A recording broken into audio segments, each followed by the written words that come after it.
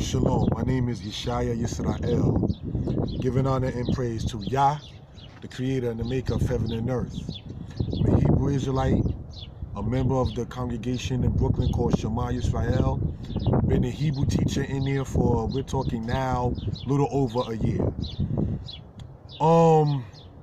Wanted to sit there and take this time to talk about this particular book right here.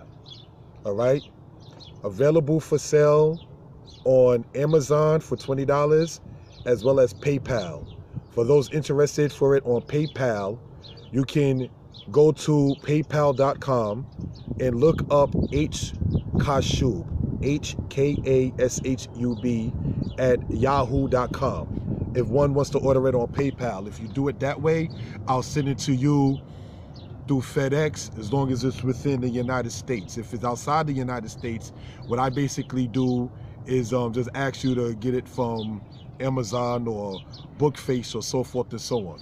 Now, Bookface is a book publishing people that works not against, but not necessarily for Amazon. So you can get it that way too. The only thing I ask people to make sure is you're not paying $50, $60 like some of these crazy prices that they try to have, because the book itself is only $20. My contact info is 908-587-4841. You can text me or call me if you're interested in this right here. Now, this, as stated, all right, is a book I've been working on since basically 2003. All right, now for those familiar, you know that 2003 is when Facebook came out and YouTube came out in 2005. So before the major networks that we see today in social media, a brother was already trying to get this literature out.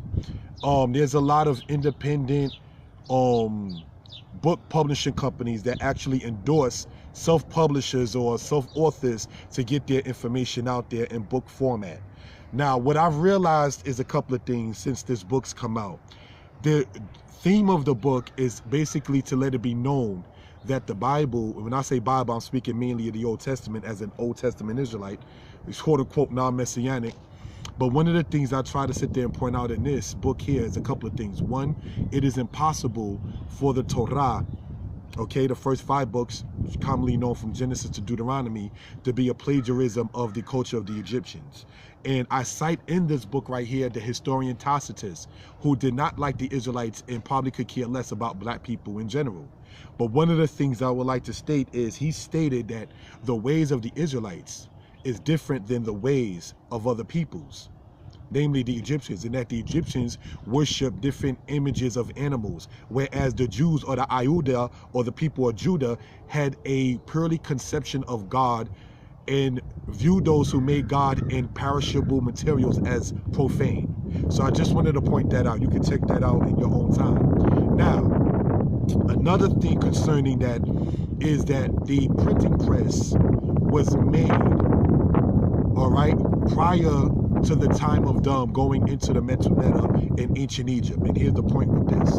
The way they say they know ancient Egyptian today is by doing to what happened with Napoleon when he was in Egypt in the 1790s, found what is commonly called today the Rosetta Stone, took it from the aspect of that, gave it to a guy named Thomas Young, who gave it to a guy named Jean Champollion, who is said to have been the one who translated it using French as a guideline. And also when you go into other books of it, they use Hebrew as a guideline in order to try to explain the Metuneta. So that's one thing to point out. Another aspect is this. Since the Bible itself was printed prior to the Europeans being able to decipher or decode the hieroglyphic and hieratic and demotic writing of ancient Egypt, it's impossible to state that the European through his printing press is how we got the Bibles in the first place, as they're saying, from Egypt. One would have to sit there and go and show who were the people, just like I made the list down from Napoleon, right down to Thomas Young, right down to Champollion. I'm going to have to ask you to name the list of the people that you're saying went into Egypt, understood Egyptian, and then made the Bibles that we see today. That's another aspect that I present in this book right here. Another argument presented to us as Israelites that I ask in here in attempts to just gain and glean understanding. They're saying that when Israelites say Israel, the land mass, is not in continental Africa, that we are wrong for such. So let's take that theory, which I personally agree, that Israel, the land, now called Palestine and Jordan, is in continental Africa, and the so-called Middle East is a term that was made up by a guy named Mahan in 1902. Okay, now, how then are you then telling me that Israel is in Africa and that we are the true Africans, but then that's not our land?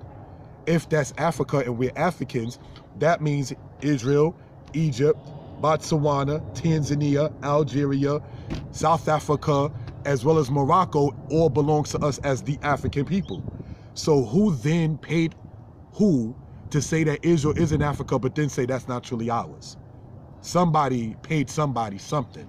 And I mean a lot of these, in order for somebody to make a fool of themselves, to say, yes, it's in Africa, we're African, but then no, that's not ours. Why are you giving up part of your landmass that you're claiming? To who? Was there a treaty made? So just wanted to point that out for reason and purposes. Another aspect to get into in concluding this particular thing is this. One of the themes of this book as well is going from Assyrian history, when you see about Israelite references by Tiglath-Pileser, about Israelite references from Shalmaneser, from Sargon, from Sennacherib, from Esarhaddon, all of these different kings of Assyria that spoke about the Israelites, the Babylonian kings that spoke about the Israelites, the Romans that spoke about the Israelites. Now, in concluding in this particular aspect, I want to state this. The ancient Romans, ever since the 5th century BCE, worshipped inside their temples what they call Saturnalia. All right? Saturnalia just happened to correspond with the Israelite time, which we understand as Shabbat, so-called Saturday. The name was applied due to the Roman aspect, but the celebrations that the Israelites had during that time had nothing to do realistically with what the Romans called it. That's just the name the Romans put on it. Just the same as the people who were brought over here as captives were given a name such as Black, which we did not call ourselves originally. That's another subject. Negro, African American, West Indian, and so forth. Does it change the origin of the people just because they were given a byword? Just like Saturday was that byword given to the day that the Israelites was already keeping Shabbat. When you go into what is referred to as Tacitus, he stated that when we the Romans, speaking of him and his people, when we the Romans worship Saturn, the Jews or the Ayuda or the people of Judah are lazy, saying that they're keeping their Sabbath. So he wasn't necessarily the biggest fan of Israelite culture, but he was given what he saw as the aspect of a Roman historian. He was after the era of Pompey. Rudolf Windsor, in his book, Babylon and Timbuktu, which I cite in this book right here, speaks about the aspect of what happened with the Israelites from the era of Pompey. So here's the nutshell at this.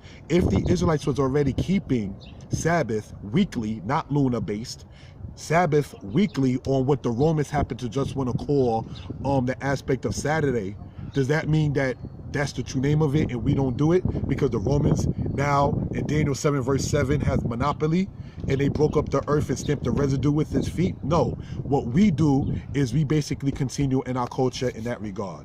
So in closing out, my number once again is 908-587-4841. For those interested in this book right here, it's available on PayPal. And if you do it through PayPal, go through friends and family and not through goods and services. If you go through goods and services, I refund it because it takes too long to clear. All right. But to date, no one is ever able to say that they had to wait for a book or ask me about it and they didn't even get a refund because they're in the West Indies, or I acted as if I didn't know them. I did not steal anything. Nobody can ever claim that I stole anything. So I just wanted to make that point in that regard. Shalom.